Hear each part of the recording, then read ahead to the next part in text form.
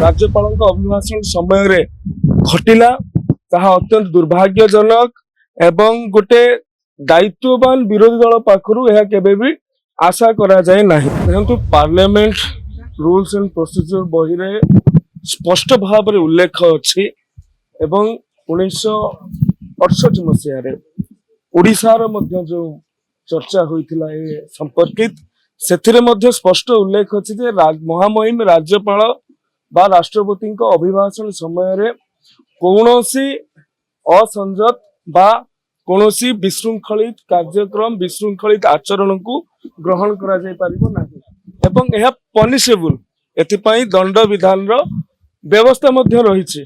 तेणु जो कथा राज्यपाल अभिभाषण समय घटिला ताहा अत्यंत दुर्भाग्यजनक एवं गोटे दायित्ववान विरोधी दल पाखरु यह केबे भी आशा करा जाए नहीं। यदि विरोधी दल दायित्ववान हेई नथिबे आउ का इशारा रे चालुथिबे तेबे निज बुद्धि विद्या लगौ नथिबे तेबे एमिति कथा करिवाटा तांको पाखरु आशा करा जिवो। तेणु संसदीय व्यापार मंत्री जेउ कथा कहिसंती जे विरोधी दल नेतांको उपरे दंड कार्यानुष्ठान ग्रहण करा जिवो और आवश्यकता अछि एहा से मनरु कहि नांती एहा पार्लियामेंट प्रोसीजर रे स्पष्ट भाव रे उल्लेख अछि।